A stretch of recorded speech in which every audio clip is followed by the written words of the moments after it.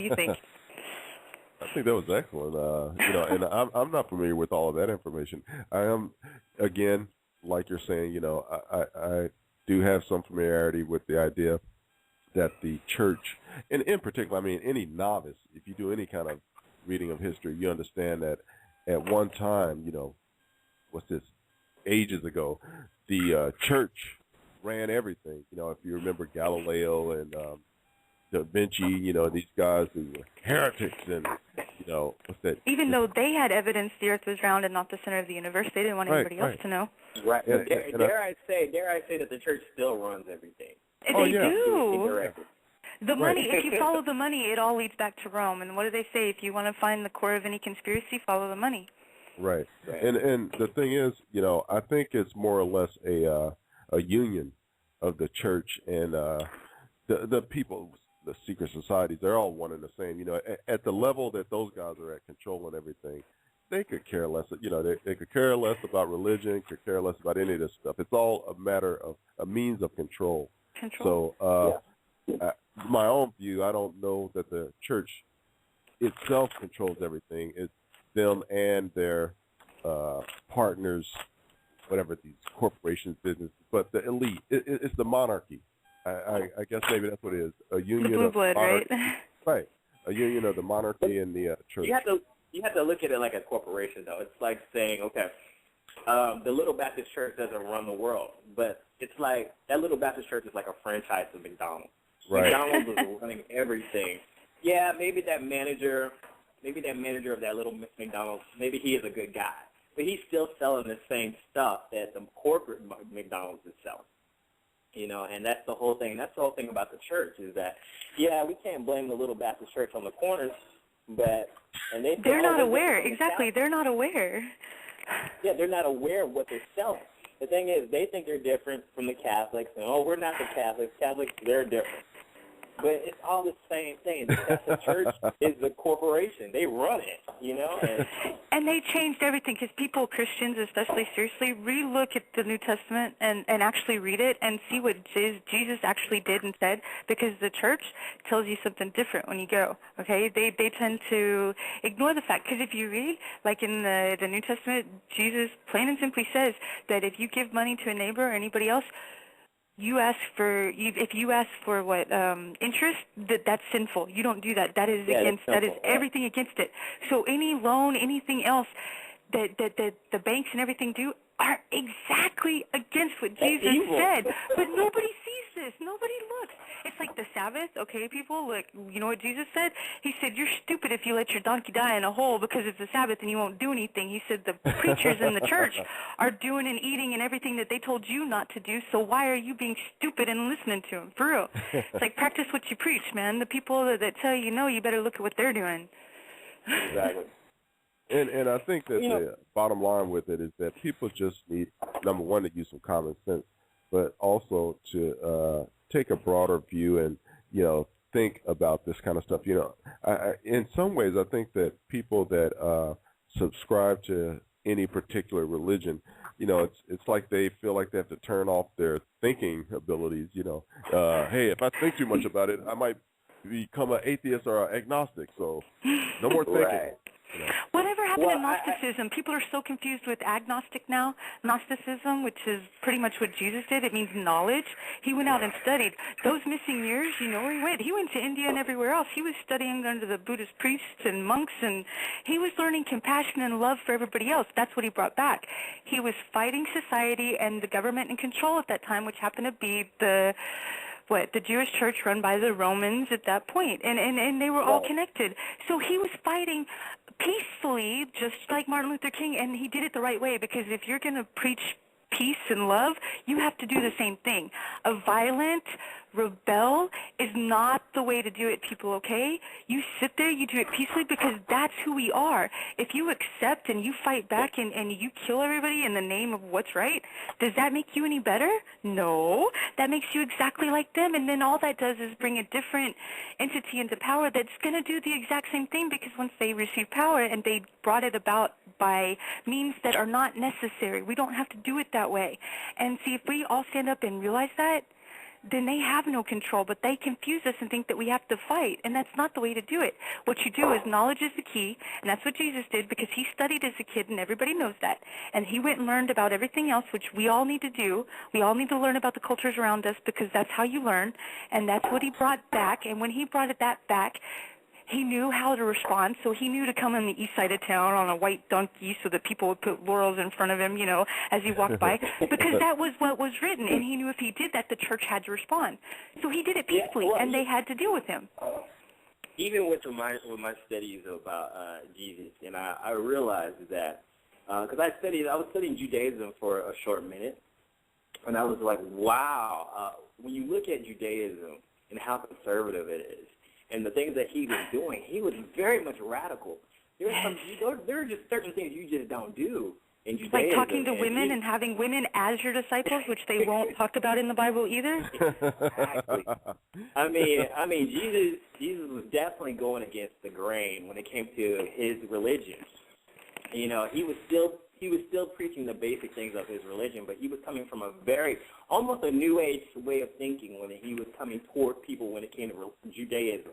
And you had to think about it. He wasn't preaching Christianity or whatever. He was talking to his Jewish people about Jewish laws and how to really do it in a spiritual way. And to look at what's going on and stop being blind. Exactly.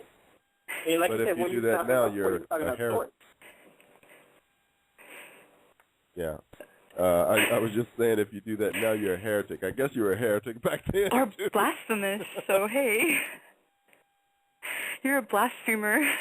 Right, and I know we started out talking about, all of this started from, you know, the alien talk. But what would be good, really, is that maybe someone who's religious or, you know, subscribes to a particular religion might want to call in and give us some balance, because all us three guys seem to be on the same. Yeah, except for the fact that, you know, be careful, because I've actually read the whole Bible and all the books not included in the Bible. So, and my last name is Bible. Right? But see, that's the thing. It's like Jesus did those whole missing years. Why do you think they're missing? Because nobody wants to talk about what he did. Because they're not missing. You can find them. I got a question about that, because I didn't think that there was any record of what was going on before, you know, he was 30 years old. So you're saying there is? There is. You just have to look at the Indian texts and stuff. Seriously, they talk about him. So does the Buddhist text, but they wouldn't allow that. He came back with oh man, I don't even remember. Can you give us like kind of brief description of what was going on? Well, basically, when he was like a young child, you know, it was about 12 when he disappeared, you know, according to the Bible. Is a young kid, right? And he basically disappeared all of a sudden. And his origins tie in with Egypt as well. There's that whole, everything's tied in, and people don't seem to realize that there was a global community at this point in time, because we are blind to the fact that there might have been people here that were as smart and maybe even more technologically advanced than we are. So we tend to ignore this, okay? But yes, he did travel, and he left, and he had taken off and actually studied with the Buddhist monks. And up in the mountains, up in some of the beautiful mountains that now China is trying to keep everybody from, because they actually have some of the texts from when he was there. And like I think there's a lot of stories about, they call him Isa, and that's the that's the name of him in, I guess, in Islam, Isa. Yes. And so there's a lot of stories about Isa having done some travels. And, at the same age, showing up, same thing, and leaving and bringing that peace and love to... Yep. Now, where was that, in China? Well, that's more the Middle East kind of area, like right at the mountain range, dude, up in the high. Yeah, he didn't go kind of far. in between. He was still in the vicinity of his. Yeah. But it's still far enough for, I guess, the spiritual journey. But are you familiar with the Essenes? The what? Yes, the Essenes. The Essenes. Oh yeah. Now there's a lot of speculation that he was a part of that Jewish sect, and the Essenes are. If you look at the way he was going about things in his teachings, that's very much an Essene things. And there was the Pharisees, the Sadducees, and the Essenes. And the Essenes were a separate sect of Judaism. And they were very big on living off the land, spirituality and healing. They had a lot of people say that they had tapped into a source of energy that allowed them to heal people. So I think when people realize that, it takes out the guesswork with Jesus so much, but it starts to make you realize that what the abilities that he had was not just exclusive to just him. Exactly. He was trying to teach us something that totally goes against modern-day religion. It does, but how many times did Jesus stand up and say, I'm the Son of Man? Do you know, it wasn't him that said, I'm the Son of God. He never actually said that, not a single time. Because when he said, so you're the Son of God, his response, and look it up, I have evidence here, it's not a problem to find. You know his response every time? That's who you say I am. That's what you call me. I am the Son of Man. Because he didn't want to be connected with the aliens, the beings that seemed so long-lived that we would consider gods. He didn't want to be connected with them because he wanted man to realize that we are powerful. We have the abilities that we don't seem to understand. We have a soul, a spirit, and the animal. That's the Trinity that people get confused with, okay? We have all of that. The animal is the animal. That's the thing that's going to die, our bodies, okay? The spirit goes back with the earth because the spirit belongs with the earth because it has its own soul and spirit, and we are a part of that. But we also have the soul, which comes from the infinite creator, the love, the creator of the universe, everything, that central knowledge and love that we are all a part of that we tend to ignore and they don't want us to know because we have such great abilities and awesomeness that we have that ability. I tend to agree with what you're talking about. That's pretty much my take on all this.